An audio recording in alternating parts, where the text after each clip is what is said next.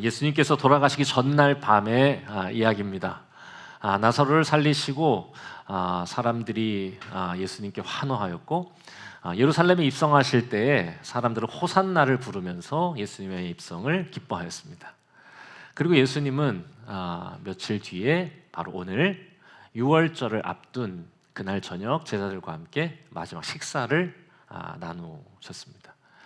우리는 다 알다시피 며칠 전 나사로를 살린 것 때문에 환호하던 그 군중들이 불과 며칠 뒤에 빌라도의 법정 앞에서 예수님을 십자가에 못 박으라고 소리치던 것을 알고 있습니다. 그 환호 때문에 흥분했던 제자들, 그 환호 앞에서 가슴을 쓸어내리셨을 예수님, 그 마음이 복잡하게 느껴지는 아마 밤이지 아니었을까 싶습니다. 예수님께서는 특별히 유월절에 그분의 마지막 순간을 준비하셨어요.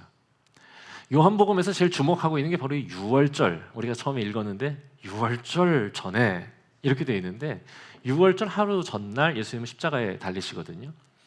근데 왜 이렇게 유월절에 집중하고 있느냐? 예수님의 죽음이 유월절과 연결되어 있다는 걸 계속 얘기해 주려는 겁니다. 그래서 예수님은 그 첫 사역을 요한복음 2장에서 성전을 깨끗게 하시면서 이 성전을 허물고 다시 사흘 만에 짓겠다 말씀하셨고요. 그리고 요한복음 6장에서 오병이어로 수천 명의 사람들을 먹이시던 날이 유월절이었습니다. 그러니까 유월절에 저 밖에서는 헤롯 왕이 세례 요한의 목을 베는 죽음의 잔치를 벌이고 있을 때 예수님은 많은 사람들과 함께 생명의 연회를 베푸셨다는 걸 요한이 얘기하는 거예요. 그리고 이 예수님은 그 유월절, 죽음과 저주를 극복하고 구원받은 이스라엘의 그 기념일, 그날에 어린 양이 되신다. 이게 요한복음의 핵심입니다. 그래서 요한만이 쓴 아주 독특한 표현이 하나 있는데, 예수님을 하나님의 어린 양이라고 표현하는 거예요. 왜? 유월절은 어린 양의 피로 죄와 저주에서 구원받은 날이니까. 바로 이날 예수님은 제자들과의 이별도 준비하셨지만 모든 사람을 위한 구원의 시간을 준비하고 계셨던 거다. 그날의 이야기입니다. 저는 그날 밤 예수님은 제자들과 남김없이 사랑을 나누시고 또한 표현하셨던 밤이었다고 생각합니다. 마지막 밤이었어요. 의미 있는 이별의 시간이기도 하고 구원의 시간이기도 하니까 얼마나 사랑하시는 제자들과의 그 마지막 시간이 애틋하셨을까. 최근에 본 영화 중에 Don't Look Up이라고 하는 영화가 있습니다. 디카프리오가 기가 막힌 연기를 펼치는 영화입니다. 재밌어요. 영화 마지막 장면, 이게 영화적 상상력이죠. 지구의 멸망의 날을 아는 거예요. 혜성이 와서 부딪히는 정확한 시간까지 알아. 사람들은 아무도 안 믿어. 그리고 사람들한테 절대로 하늘을 보지 말라고 외치는 정부와 하늘을 봐야 된다고 외치는 디카프리오의 이야기. 굉장히 종교적이죠. 그 마지막 장면이 되게 아주 인상적인데요.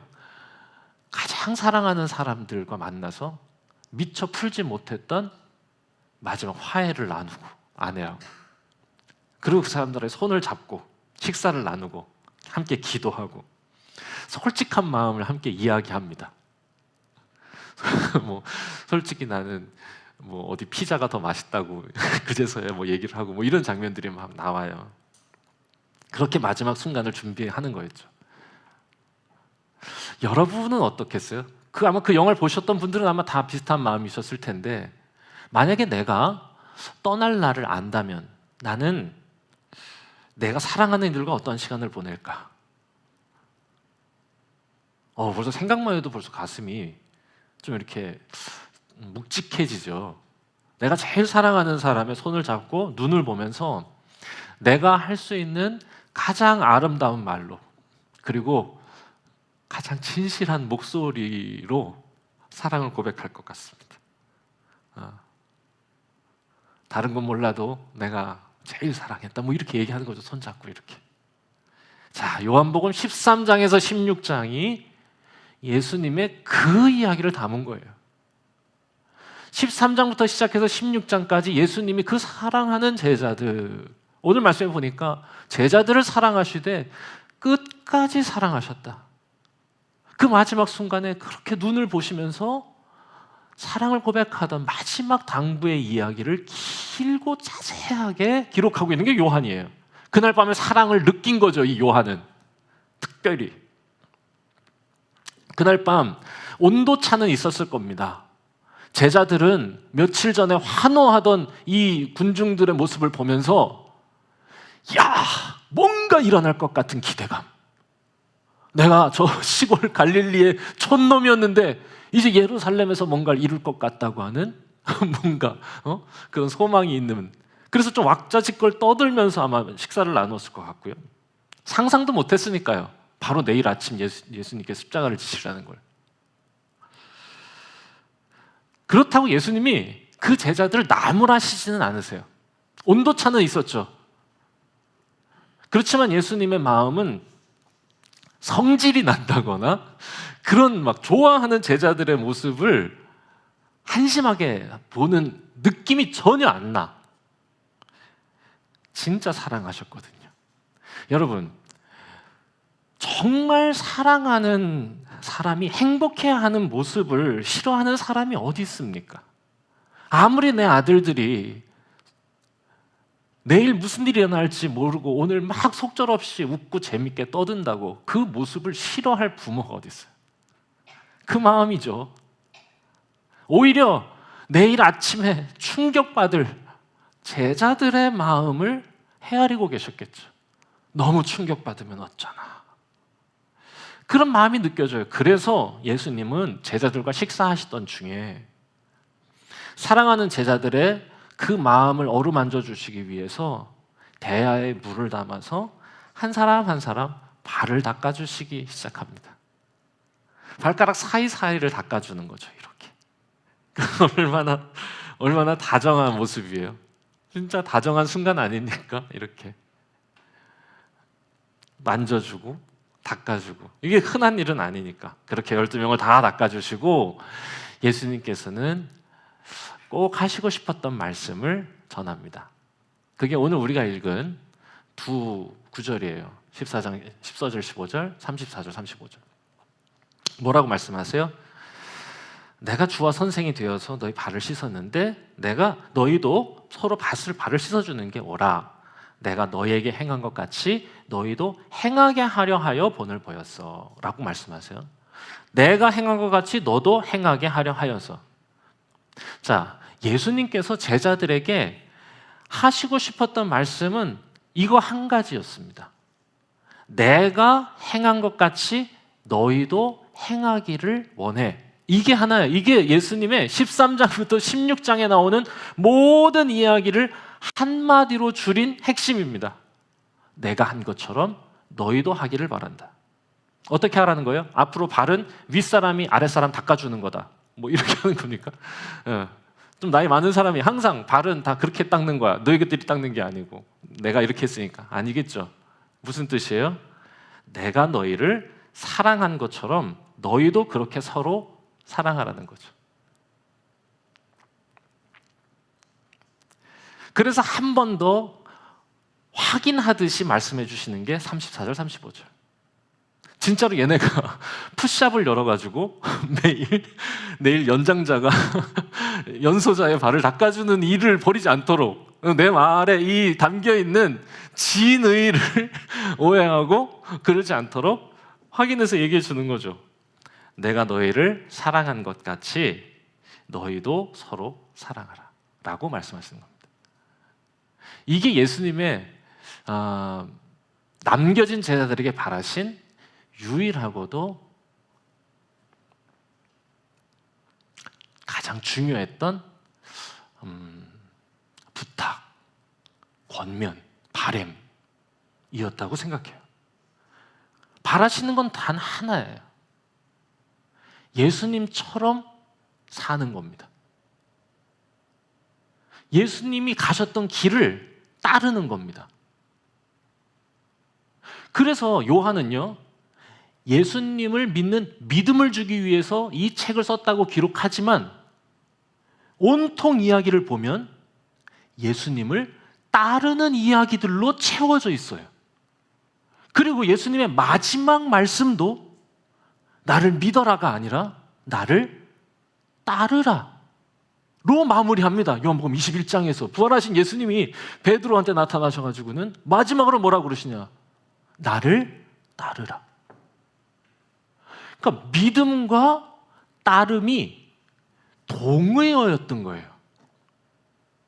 그래서 예수님은 이 마지막 순간에 제자들에게 죽음도 꺾지 못할 믿음을 주기 원하셨던 거. 그게 뭐예요?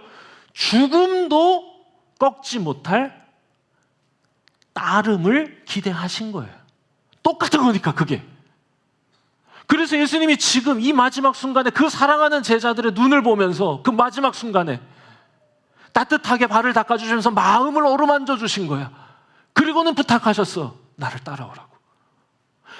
너희도 이렇게 하라고. 그 이렇게가 뭐냐? 내가 너희를 사랑한 것처럼 너희도 사랑하라고요. 저는 예수를 믿음으로 우리가 구원을 받는다고 하는 이 명제를 분명하게 붙들고 믿는 목사입니다. 그런데 저는 이 믿음이란 말을 이렇게도 바꾸고 싶어요. 예수를 신뢰하고 따르는 자, 구원을 얻는다. 그걸 또 다른 말로 바꾸고 싶어. 예수님의 오늘 표현에 의하면 예수님이 보여주셨던 사랑의 실천을 행하는 자, 구원을 받는다. 여러분, 성경에서 말하고 있는 거예요. 그냥 이 믿음이라고 하는 게 단지 무언가를 내가 이게 믿는다는 게 굉장히 어렵죠. 머릿속에 일어나는 지적 활동으로 얘기하지 않는다니까요. 그러니까 그거는 다 아는 거 아닙니까? 그런 믿음을 가지면 구원 받겠어요? 무당도 믿을 수 있어요. 무당. 근데 이런 얘기하면 안 될 것 같은데? 아니, 솔직히 무당이 그런 걸 믿는 거를 믿음이라고 말하는 것조차가 싫어요. 그건 미신이야. 왜냐? 그건 자기를 위해서 믿는 거니까. 그건 믿음이 아니야. 하나님을 위해서, 의를 위해서, 최후 승리를 위해서 하나님을 믿는 걸 믿음이라는 겁니다. 그런데요, 그 무당의 말을 믿는 사람들도요, 무당의 말을 믿으면 어떻게 하는지 아세요?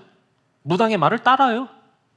손에 왕자 쓰라 그러면 왕자 쓰고, 이사 가라 그러면 이사 가고. 그래서 따르는 거 순종하고 충성하는 거잖아.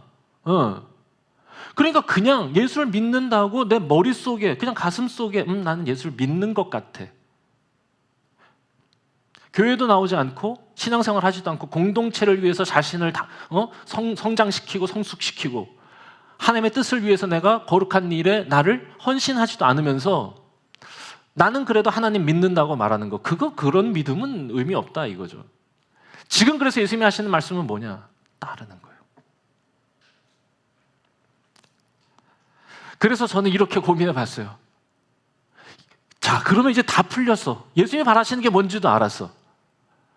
예수님을 따라서 예수님이 사랑하신 것 같이 사랑하는 겁니다. 이게 주님이 정말로 마지막 순간에 제자들에게 바라신 거였어요. 그러면 내가 너희를 사랑한 것 같이 한 그 사랑은 어떤 사랑일까? 요것만 풀리면 되는 거 아닙니까? 그러니까 예수님이 나를 사랑하신 것 같이 요것만 어떻게 구체적으로 좀 풀리면 될 것 같은데, 그 크고 위대한 사랑을 이 작은 입으로 어떻게 다 설명할 수 있겠습니까? 그렇지만 제가 오늘은 특별히 이 예수님의 사랑을 가장 깊이 깨달은 요한의 표현을 빌어서 두 가지만 정리해봤습니다. 그게 뭐냐? 첫 번째, 요한을 사랑의 사도라고 말하잖아요. 누구보다 예수님의 사랑에 깊이 감동한 제자잖아요. 그래서 이 요한은요, 자기 복음서에도 그리고 자기 편지에도 온통 예수님의 사랑에 대한 이야기로 가득합니다. 요한일서 읽어보신 분들은 다 아실 겁니다. 요한일서 4장, 사랑의 정말 서사시 아니에요, 거기가? 요한일서 4장 6절에서 7절. 사랑하는 자들아, 우리가 서로 사랑하자. 사랑은 하나님께 속한 것이니 사랑하는 자마다 하나님으로부터 나서 하나님을 알고 사랑하지 아니하는 자는 하나님을 알지 못하나니 이는 하나님은 사랑이심이라. 야, 이렇게 시작해 4장에서. 그러면서 그때부터 쫙 사랑에 대해서 쫙 얘기합니다. 우리가 서로 사랑하자. 이거 어디서 갖고 왔겠어요? 바로 오늘 요한복음 13장의 사건에서 들었던 걸 가지고 온 거예요. 그러면서 우리가 서로 사랑하면 세상이 우리를 통해 하나님을 볼 거라고 얘기합니다. 이거 예수님 말씀 표절한 거예요. 요한복음 13장 34, 35절에 보면 너희가 서로 사랑하면 모든 사람이 너희가 내 제자인 줄 알 거다. 이거를 이거 그냥 표절한 거잖아, 그냥. 맞아요. 그때 그날의 이야기를 기억하고 계속 쓰고 있는 거야. 그리고 나서 요한이 얘기하는 예수님이 우리를 사랑하신 사랑에 대한 표현. 4장 19절. 우리가 사랑함은 그가 먼저 우리를 사랑하셨습니다. 예수님이 우리를 사랑하신 사랑, 그 사랑을 힘입어 우리가 지금 서로 사랑할 수 있는 건데, 그 주님의 사랑은 우리가 자격이 있기 전에 우리를 먼저 사랑하신 사랑이다. 바울도 똑같은 걸 깨달아요. 로마서 5장 6절에서 8절. 우리가 아직 연약할 때, 우리가 아직 죄인 되었을 때 주께서 우리를 위해 친히 죽으셨다. 우리가 하는 거 봐서 사랑해 주신 게 아니라 사랑받을 자격이 없을 때 먼저 사랑해 주셨다. 이게 예수님께서 우리를 사랑하신 사랑이고, 주님이 그 사랑을 따라 우리도 그렇게 사랑하라고 요구하시는 부분이에요. 먼저 사랑하는 거예요. 여러분, 서로 사랑하는 거 생각해 보면 기적 같은 일 아닙니까? 내가 사랑하는 사람이 나도 사랑해 주는 일이에요. 여러분, 이런 기적 같은 일을 가능케 하는 유일한 길, 곰곰이 생각해 보면 먼저 사랑하는 방법 외에는 없습니다. 서로 사랑할 수 있는, 서로 다른 우리가 너무도 서로 사랑할 수 있는 유일한 길, 먼저 사랑하는 거예요. 왜요? 내가 먼저 사랑하죠. 그러면 그 사람도 압니다. 내가 그 당신 좋아하는 거 다 알아요. 말하지 않아도 알아. 내가 나를 사랑해주는 사람을 미워할 사람이 여러분 어디 있겠어요? 그러니까 그러면 어떻게 돼? 마음이 조금씩 몽글몽글해지고 그 사람과 말도 하게 되고 그 사람의 인생을 배우게 되고 공감하게 되고. 우리가 하나님을 사랑하는 걸 생각해 보세요. 요한의 고백처럼 우리가 하나님 사랑한 건 하나님이 우리를 먼저 사랑해 주셨기 때문이잖아요. 그리고 그 사랑에 우리의 가슴이 몽글몽글해지고 조금씩 더 주를 사랑하게 되면서 그 사랑의 의미를 깨닫게 된 거죠. 여러분이 진짜로 사랑하는 사람을 한번 떠올려 보십시오. 부부라면 서로를 한번 떠올려 보세요. 정말 죄송합니다. 재밌게 하려고 그랬는데 분위기가 지금 좀 어색해졌어요. 네, 미안해. 네. 부부끼리 서로 사랑 얘기하는 거 아닌가요? 네.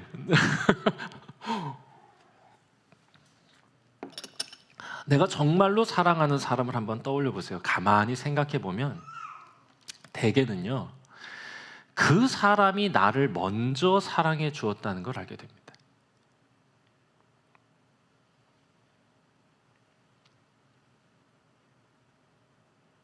내가 제일 사랑하는 사람. 아이들을 부모가 사랑하는 것 같죠?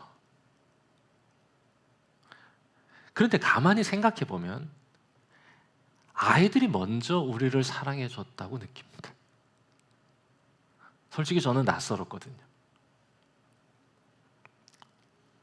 내가 그 사람을 사랑하지도 않으면서 그 사람에게 사랑받고 싶어 하는 건 휘발유 없는 차에 시동을 걸려고 하는 마음과 똑같습니다. 이거는 잘못된 마음 아닙니까?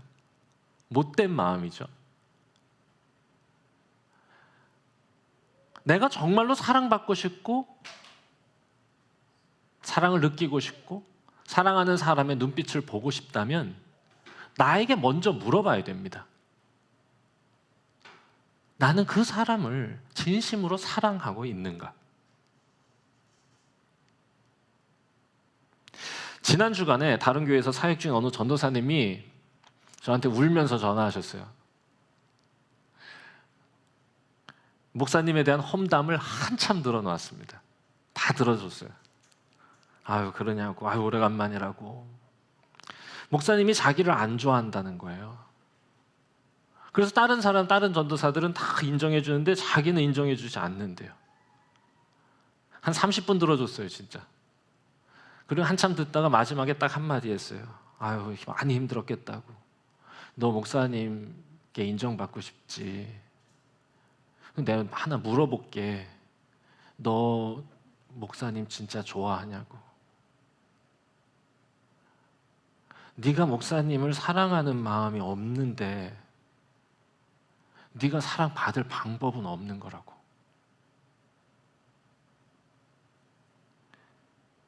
네가 사랑하지 않으니까 목사님이 너한테 하시는 말씀들이 다 화살처럼 와서 꽂히는 거라고. 사랑하지 않으면서 친절하게 네가 말하는 게 너는 네가 할 수 있는 최선이라고 생각하겠지만 우리는 다 알잖아요. 사랑하지 않으면서 친절하게 말하는 그 말이 제일 꼴보기 싫다는 거. 우리 다 알아요.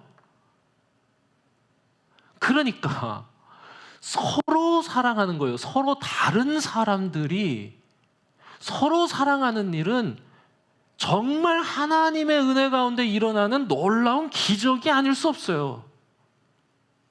그러니까 주님이 우리에게 원하시는 게 뭐냐? 먼저 사랑하는 거예요. 하는 거 봐서 아니라 먼저 사랑하기로 마음에 정하는 거예요. 거기서부터 모든 이야기가 하나님 나라의 이야기가 시작된다는 겁니다. 이게 성도의 표지, 성도의 증거고 교회는 이런 사람들이 모여서 기적같이 서로 사랑하는 곳입니다. 너희가 서로 사랑하면 세상이 너희가 내 제자인 줄 알 거라고. 세상은 하나님을 본 적이 없지만 서로 사랑하는 너희를 통해 세상은 하나님을 보게 될 거라고 얘기하는 거죠. 기적이니까. 그러니 우리는 그런 사람들이야. 어떤 사람들? 먼저 사랑하기로 작정하는 거예요. 잘 몰라, 잘 모르는데 어떻게 작정하면 돼요. 마치 스위치 같은 거야. 그러면 신기하게도요, 그 마음을 주세요, 하나님이. 또 하나가 있어요. 하나는 지금 말씀드린 먼저 사랑하는 거고요. 요한이 표현하고 있는 예수님의 사랑의 또 하나의 모습, 오늘 우리 13장 1절에 있는 말씀이죠. 끝까지 사랑하는 거예요. 자, 그래서 저는 예수님의 사랑, 그러니까 내가 너희를 사랑한 것 같은 그 사랑을 두 단어로 표현하고 싶어요. 먼저, 그리고 끝까지. 먼저는요, 하는 거 봐서가 아니라 사랑하기로 마음에 정하는 사랑이고요. 끝까지 하는 사랑은요, 어떻게 하면 여러분 끝까지 사랑할 수 있을까요? 내 아내를, 내 남편을. 쉬운 일은 아닙니다. 너무 어려워.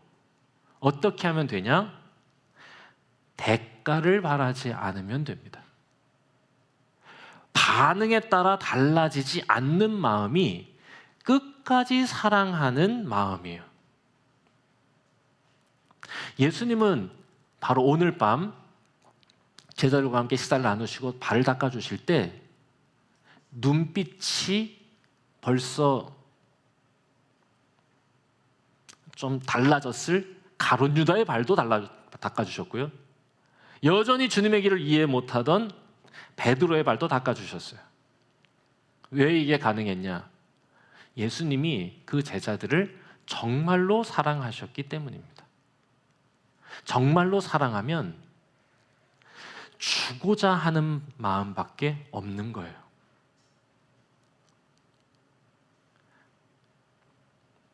받고자 하는 마음이 있으니까, 돌려받으려는 마음이 있으니까 끝까지 사랑을 못하는 겁니다. 그런데 예수님은요, 돌려받으려는 마음이 없었어요. 그래서 예수님께서는 제자들에게 언젠가 이렇게 말씀하세요. 후히 주라고. 그러면 하나님께서 갚아주실 거라고. 이게 예수님이 우리를 사랑하신 방식이었다고요. 우리에게 뭔가를 돌려받으려고 기대하시지 않는 거예요. 정말로 사랑하는 순간을 생각해 보면 내가 사랑하는 그 사람을 위해서 주고 싶은 마음밖에 없었다는 걸 기억할 겁니다. 솔직히 우리가 주지 못하는 건 가진 것이 없어서가 아니라 사랑이 없어서 못 주는 겁니다. 사도행전 2장에 보면 베드로와 요한이 성전 앞에서 구걸하던 안진뱅이에게 얘기합니다. 내게 은과 금은 없지만 내게 있는 것으로 내게 준다고. 무슨 마음이 생긴 걸까요? 사랑이요. 내가 너희를 사랑한 것 같은 그 사랑을 베드로도 깨달은 거죠. 돌려받으려 하지 않는 거예요. 사랑하면 주고 싶은 마음만 넘치고, 사랑이 식으면 받고 싶은 마음만 넘칩니다.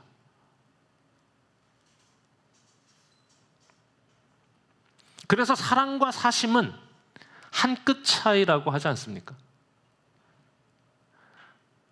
솔직히 요한도 본래는 사랑이 많은 사람이 아니라 사심이 많은 사람이었습니다. 하나님을 사랑하고 예수님을 사랑하는 마음? 아니요. 예수님의 십자가 관심이 없었어요. 엄마 불러서 인사청탁하려 하던 사람이 바로 이 요한입니다. 하지만 그가 예수님의 사랑을 참으로 알게 되고 예수님을 사랑하게 되었을 때 하나님께서 아들을 주신 것이 얼마나 큰 사랑인지를 깨달은 거예요. 그리고 요한은 이렇게 그 사랑을 표현합니다. 하나님이 세상을 이처럼 사랑하사 독생자를 주셨으니. 주시는 거예요. 그 주신 것이 얼마나 큰 사랑인지를 깨달은 거죠. 그리고 우리에게 무언가를 보답받기를, 보상받기를 원하지 않는 거예요. 주님이 남겨진 제자들에게 바라신 것, 그리고 우리에게 바라시는 것, 저는 이 사랑의 길을 우리가 따르는 것이라 생각합니다. 우리가 이 길을 따르려 할 때 우리 주님께서 우리의 마음의 스위치를 옮겨서 사랑하기로 마음먹으면 너무 어려워 보이고 실은 불가능한 사랑인 것 같지만 놀랍게도 그 불가능한 아름다움을 이룰 수 있도록 우리 성령님을 보혜사로 보내주신다고 약속하시는 겁니다. 그리고 그 사랑에 힘을 주시고 사랑의 마음을 주셔서 서로를 더욱 이해하게 되는 거예요. 그리고 내가 누군가를 정말로 사랑하는 마음을 갖게 될 때, 하나님이 그 마음을 부어주셔서 사랑하는 마음을 갖게 될 때 우리는 받고 싶은 마음이 아니라 주고 싶은 마음으로만 풍성하고 충만해질 거예요. 그러면 신기하게도 서로 더욱더 사랑하게 될 거고, 서로 사랑하면 할수록 사랑을 하면서 깨닫게 되는 사랑을 발견하게 될 거고, 우리가 그 사랑에 힘쓰면 힘쓸수록 요한이 그랬던 것처럼 우리는 하나님께서 예수 그리스도를 통해 우리에게 보여주신 하나님의 사랑을 더욱 깊이 깨닫게 될 것입니다. 그 사랑에 도전하지 않고 그 사랑을 실천하지 않으면 하나님을 알지 못하는 거예요.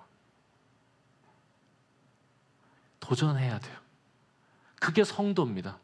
먼저 사랑하는 거, 그리고 끝까지 사랑하는 거. 먼저, 그리고 끝까지 사랑하려고 하나님 앞에서 다짐하고 은혜를 구하는 우리에게 성령님의 은총이 함께하길 바랍니다. 기도하겠습니다.